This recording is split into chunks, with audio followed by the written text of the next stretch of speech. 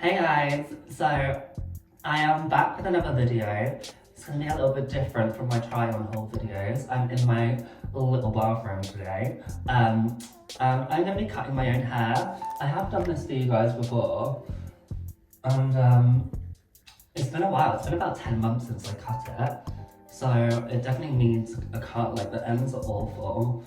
They're so split. The last time I did it, I cut my own fringe. It's like completely grown out now, as you can see. A friend of mine did try to replicate what I did in that video, and it didn't go well for her. She sort of ended up with like a very blunt fringe. So I'm going to show you how I cut my fringe, but it's kind of like a hidden fringe, so you can have it out as a fringe, but you can have it as like curtain bangs.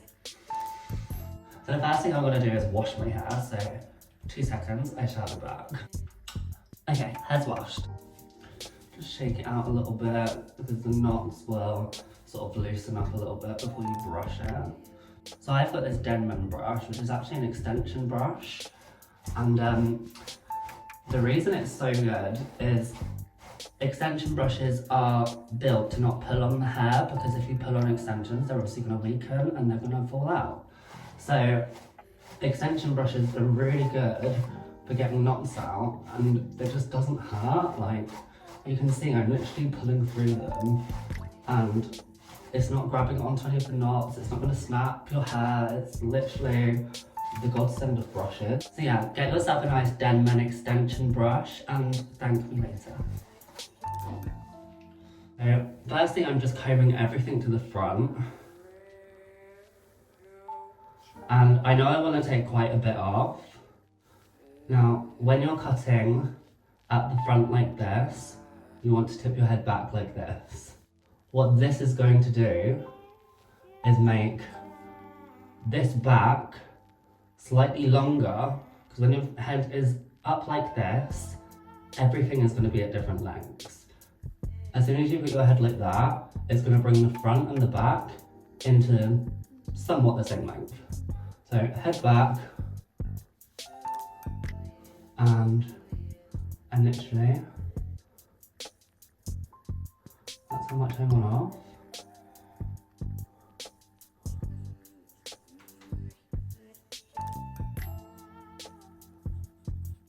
Below the fingers.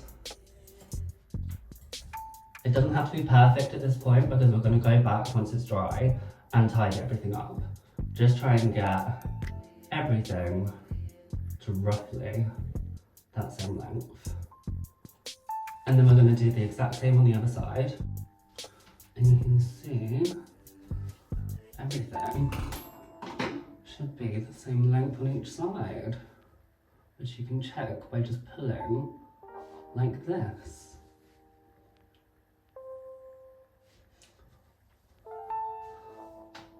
Love.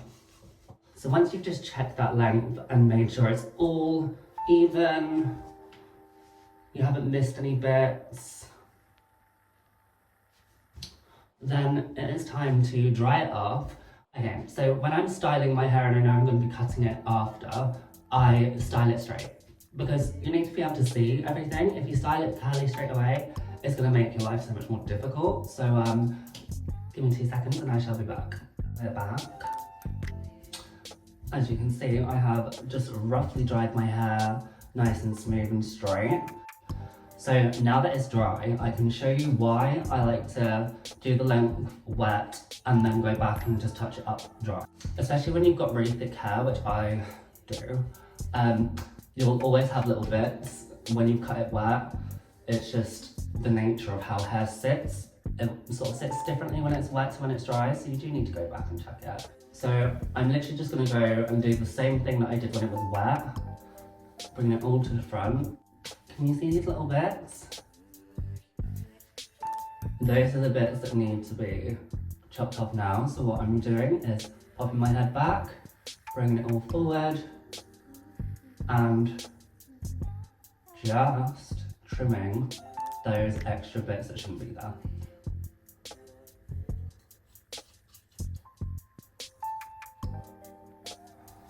Now we put it back down and look, a perfect line. Just really comb it through and check it over and over again.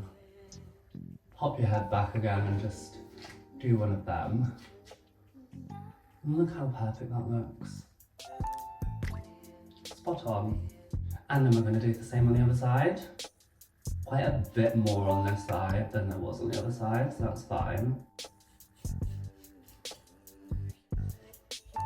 And once again, brush it through. Check there's no little bits. That all looks really straight now to me. Just checking that it's all the same length at the back.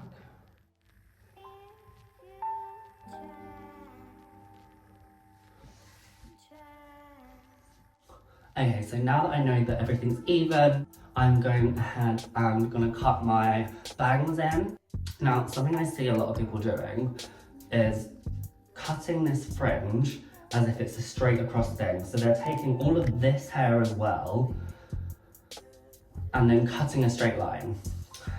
Hi, not how you want to do things, because that's when you're gonna get these side bits the same length as this and you're gonna look like you have a really boxed fringe. The way I like to tackle that problem is by just taking this very thin front section here, leaving the sides out, just trimming that first bit. One of my tips is to go bit by bit as well. Don't just lop a load off. Like you can see, I've still got quite a long fringe here, and then I'm gonna just cut off another inch and just do inch by inch until I get to a point I'm happy. You have to think as well that fringes always have like a little bit of a bounce to them when you've styled them. Right now I've just literally dried it straight. There's no curve in it, there's no bounce. But as soon as there is a bit of bounce, it's gonna bring it up to like, do you know what I mean? So you wanna leave a little bit more length for that. So now we're gonna bring the sides in. At an angle, you're going to cut into your face framing from the fringe. Once again, going bit by bit, slow and steady does win the race. Okay, so you can see we've got like literally a perfect line from the fringe down. So when we style this, and we have a little bit of a flick to it, that's all gonna flick in a really nice direction. Same thing on the other side.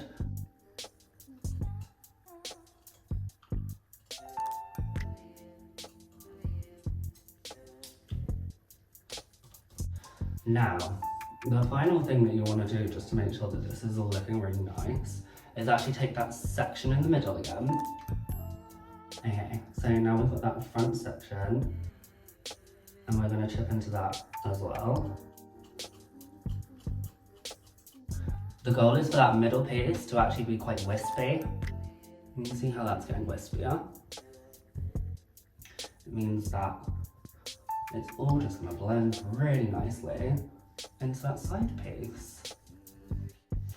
What I'm going to do is just put a little roller in that fringe section just to give it a little bit of bounce and to see the shape that we've tried to create. I can also still put it behind my ears and look like I haven't got a fringe at all. This is the multi-purpose fringe, guys. It really does work. So I'm going to put a roller in and then I shall be back. Okay, so I've left that roller in for probably only like 20 minutes or something. We're going to take it out and see what happens.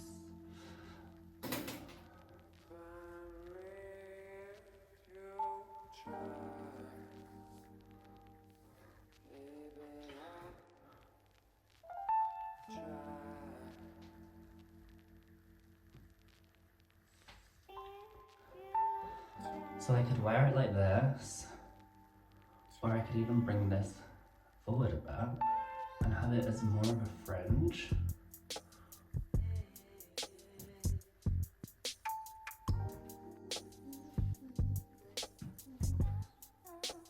And that's just giving me that little shape in the front to play with.